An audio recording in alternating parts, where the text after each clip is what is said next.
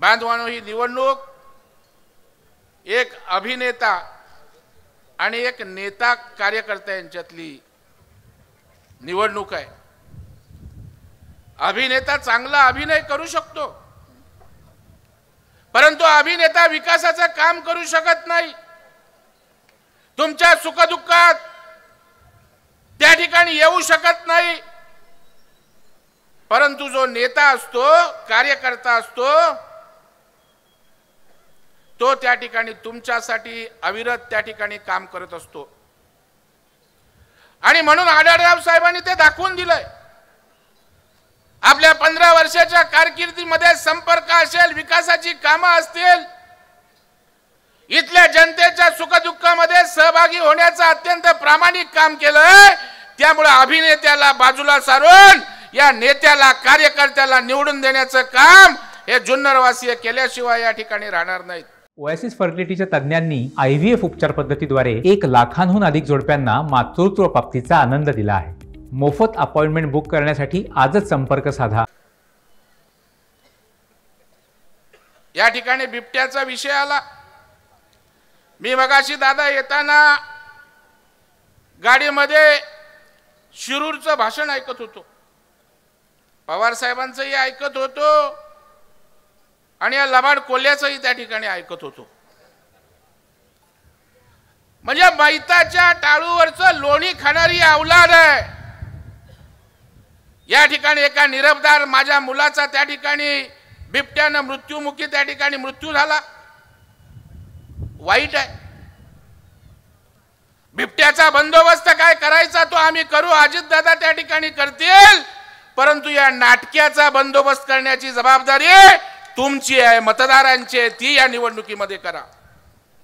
काय त्या शिरूरच्या सभेत बोलत होता,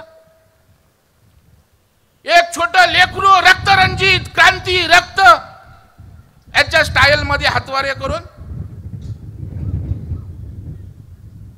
आणि त्या ठिकाणी तुम्ही रस्ते द्याल, दादा निधी देतील,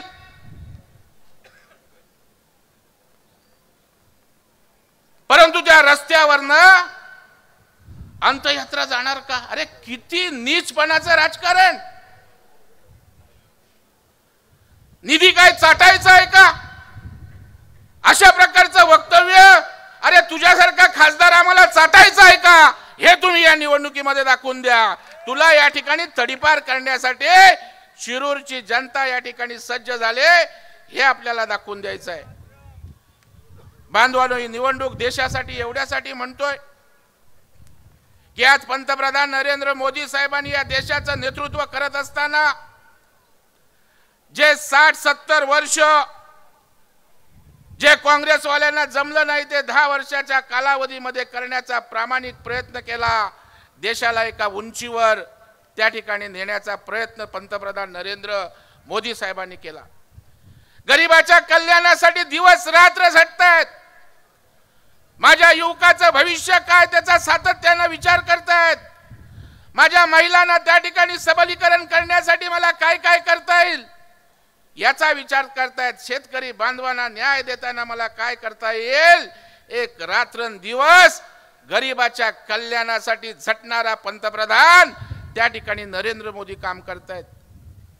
बांधवांनो, दादांचं भाषण आपल्याला ऐकायचं आहे, नाहीतर मी त्यांच्या कामाचा पाढा या ठिकाणी वाचू शकतो। बांधवांनो, मला सांगा, 4 कोटी पंतप्रधान आवास योजनेच्या माध्यमातून घरे या देशात कधी मिळाली होती? गरिबांना घरं देण्याचं काम केलं। 10 कोटी त्या ठिकाणी उज्ज्वला गॅसच्या माध्यमातून गॅस कनेक्शन देण्याचं काम या देशात झालं।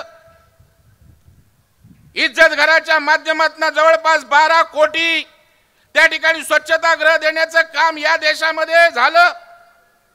14 कोटी घरांमध्ये हर घर जल योजनेच्या माध्यमातून, जल जीवन मिशनच्या माध्यमातून त्या ठिकाणी घरामध्ये कनेक्शन दिली गेली। 25 कोटी लोकांना गरिबी रेषेच्या बाहेर त्या ठिकाणी काढलं। 35 करोड लोकांना आयुष्यमान भारत कार्ड दिले। हे कधी पाहिलं होतं?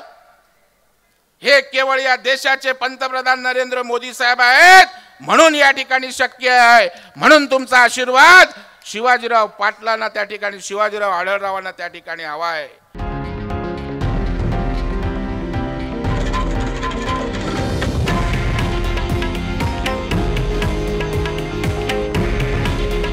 हे आहे देशातील नंबर 1 न्यूज नेटवर्क आणि आपण पाहत आहात TV9 मराठी. काळजी तुमची, हित महाराष्ट्राचं.